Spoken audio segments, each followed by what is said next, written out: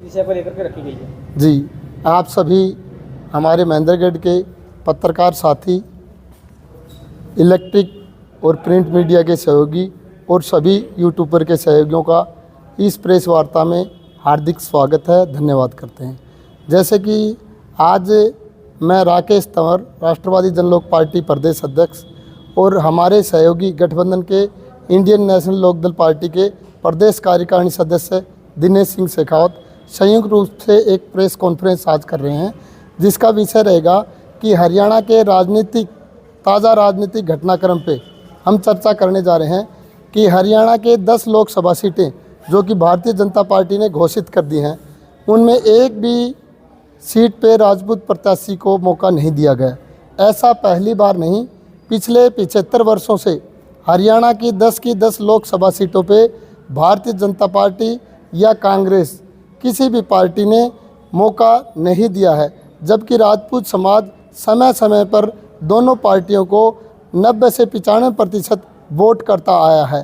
और भारतीय जनता पार्टी ने न पिछली बार न अब राजपूत समाज को न कि लोकसभा में बल्कि राज्यसभा में भी राजपूत समाज से किसी व्यक्ति को आज तक नहीं भेजा। इससे गुस्से में और रोष में राजपूत समाज पूरे हरियाणा प्रदेश में बड़ी बड़ी महापंचायतें करके और अपने प्रत्याशी उतारेगा। अपने सहयोगियों के साथ, अपने तमाम राजनीतिक सहयोगियों और 36 बिरादरी के भाइयों के सहयोग के साथ राजपूत समाज अपने प्रत्याशी उतारेगा।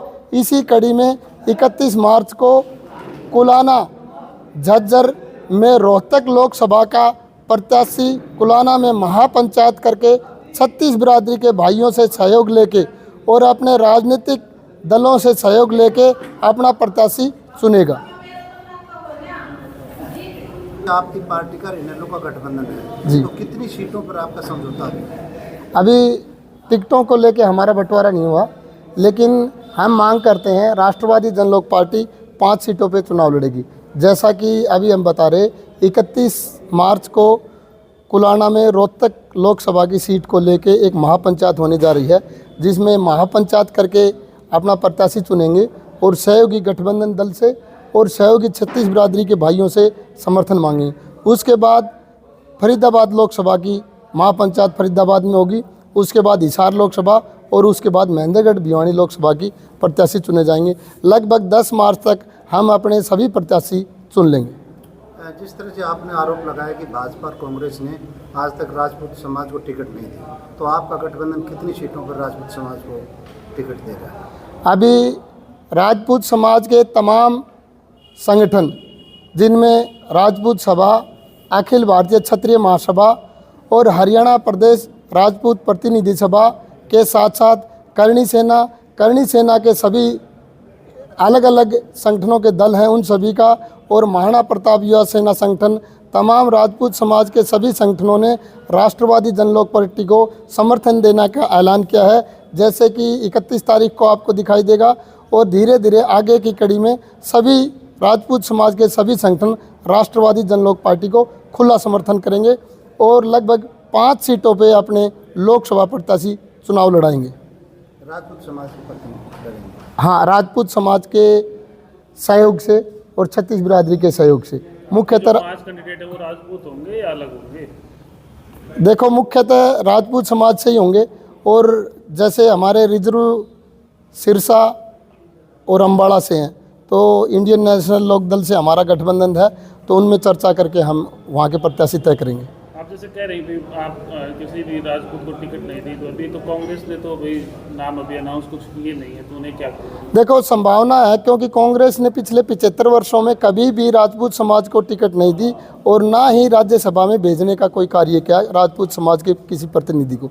तो ऐसा अब की बार भी दिखाई दे रहा है कि कांग्रेस शायद ऐसा नहीं करेगी, क्योंकि उनके अनुमानित संभावित प्रत्याशी जो एक्सरसाइज कर रहे हैं 2-2, 3-3 प्रत्याशी, तो उनमें कोई भी राजपूत समाज के व्यक्ति को उन्होंने ऐसा नहीं बोला। आप अगर महेंद्रगढ़ भिवानी की बात करें तो आपका अगर मजबूत कैंडिडेट कौन है, किसको लड़ा? महेंद्रगढ़ भिवानी से हमारे साथ में दिनेश सिंह शेखावत हैं सतनाड़ी से, और भी इंडियन नेशनल लोकदल से भी और राष्ट्रवादी जनलोक पार्टी से भी प्रत्याशी हैं। हम चौधरी अभय सिंह चौटाला जी से बातचीत करके महेंद्रगढ़ भिवानी का प्रत्याशी चुनेंगे। दोनों ही पार्टी की बात कर लेती हैं और फिलहाल भी हैं। ऐसे जो राजपूत समाज के नेता हैं उनके बारे में क्या कुछ कहेंगे? देखो, राजपूत समाज का नेतृत्व शीर्ष पार्टियों में कहें या शीर्ष नेता कहें तो हरियाणा में तो जीरो है। हरियाणा में राजपूत समाज का नेतृत्व किसी भी पार्टी में अग्रणी नहीं रहा, वो पीछे दरी और चटाई बिछाने की भूमिका में रहा है। इसका जागता जीता सबूत आप देख ही रहे हैं। जैसे कि हम बता रहे हैं कि किसी भी लोकसभा और राज्यसभा में प्रतिनिधि नहीं मिला तो दरी चटाई बिछाने वाले ही कहेंगे हम तो। और आप बता रहे हैं कि केंद्रीय लेवल पे हैं, तो केंद्र लेवल पे जो नेता हैं उन्होंने राजपूत समाज के हरियाणा की अनदेखी की है और करवाई है। पीछे कैथल प्रकरण रहा, राजपूत समाज के ऊपर लाठियां चली, गोलियां बरसाई गई और अवैध रूप से सैकड़ों बुजुर्गों को हिरासत में लिया गया, तो केंद्रीय नेतृत्व की आवाज़ तक नहीं आई। तो हरियाणा प्रदेश का राजपूत इस बार गुस्से में है। केंद्र से आए या बाहर से आए, किसी भी भारतीय जनता पार्टी के राजपूत नेता को स्वीकार नहीं करेगा, उसका समर्थन नहीं करेगा। आज आपका मेन फोकस यही है कि किसी भी राजपूत नेता को टिकट नहीं मिले। देखो, ये समाज का दर्द है कि किसी भी राजपूत नेता को लोकसभा में किसी भी पार्टी ने टिकट नहीं दी। और राजपूत समाज का हमारे साथ समर्थन है कि राष्ट्रवादी जनलोक पार्टी सभी प्रत्याशी सीटों पर अपने प्रत्याशी चुने और राजपूत समाज खुले तौर पे उसका समर्थन करेगा। जैसे कि महेंद्रगढ़ भिवानी में 2 से 2.5 लाख राजपूत समाज की संख्या है, लेकिन किसी भी पार्टी ने आज तक टिकट देने की कोशिश नहीं की।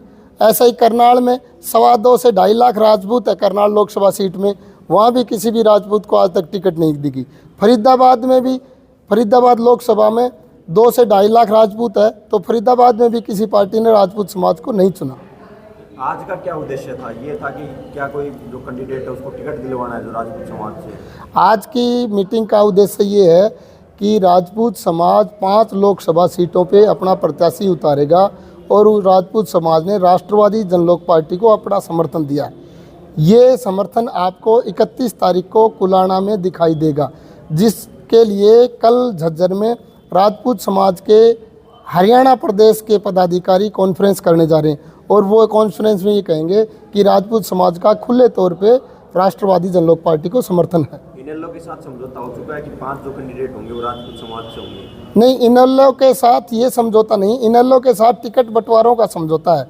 और जो राष्ट्रवादी जनलोक पार्टी इनेलो के कोटे से जो टिकटें लेगी, उन टिकटों का चुनाव राजपूत समाज के महापंचायत में बैठ के करेगी प्रत्याशी का चुनाव।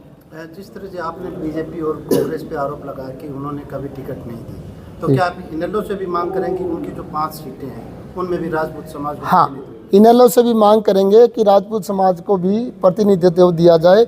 और पूर्व में इनेलो ने राजपूत समाज को लोकसभा में मौका दिया है। अभी दिनेश सिंह शेखावत आपके बीच ये पक्ष रख भी देंगे। जिस तरह से आपने पिछली बार यहाँ से विधानसभा का चुनाव लड़ा था, जी, तो ये कयास लगाए जा रहे हैं कि आप भिवानी महेंद्रगढ़ से चुनाव मैदान में आ सकते हैं लोकसभा में।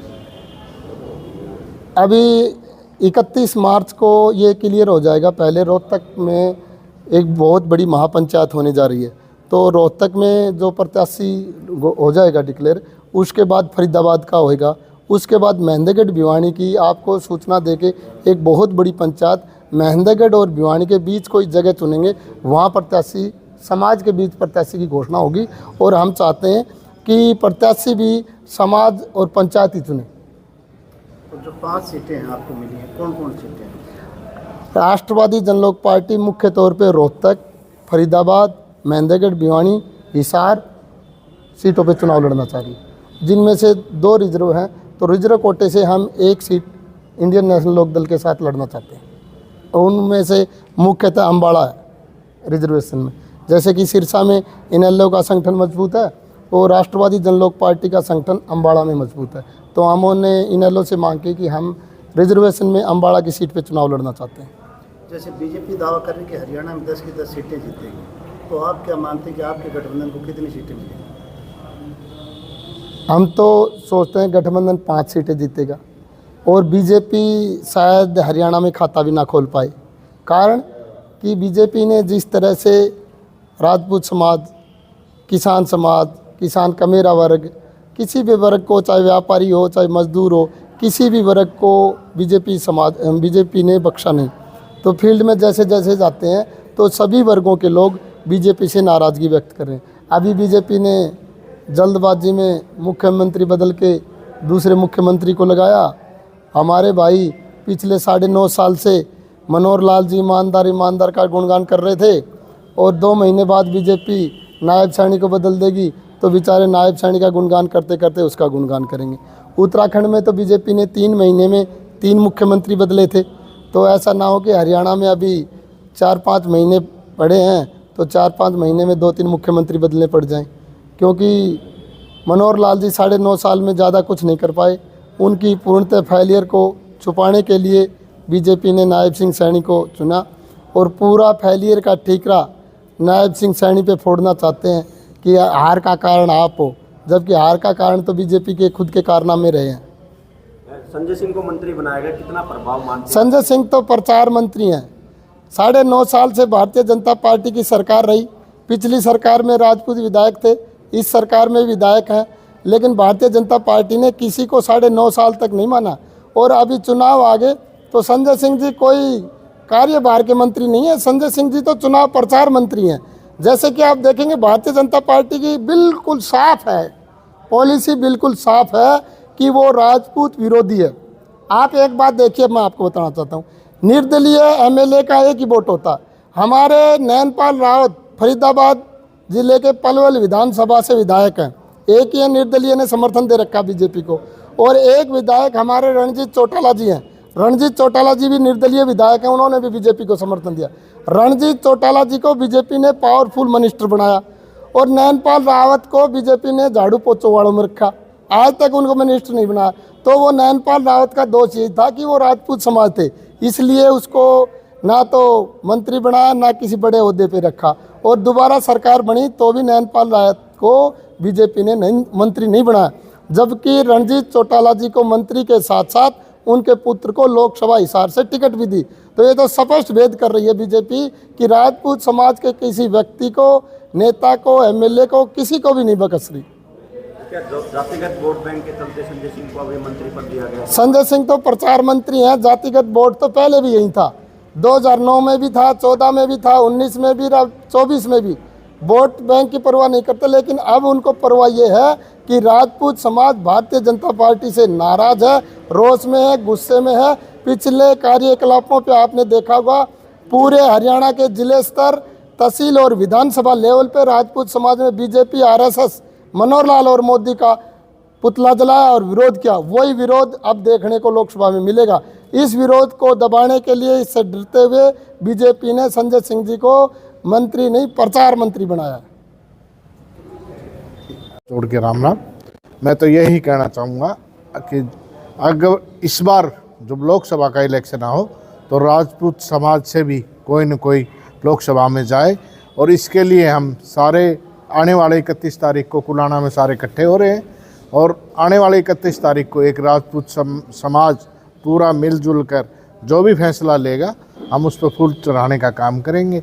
और हमारी पार्टी जो है कि इंडियन नेशनल लोकदल पार्टी है, उन्हें हमेशा सारी 36 बिरादरी को इकट्ठा किया है और उनको बड़े बड़े पद भी दिए।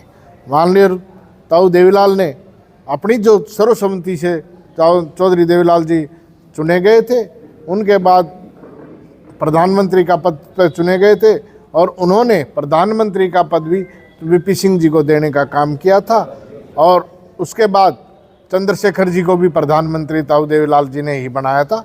तो ये जो भारतीय जनता पार्टी वगैरह है, ये हरियाणा में ना किसी को आज तक 75 साल के इतिहास में किसी ने भी राजपूत समाज को टिकट देने का काम नहीं किया।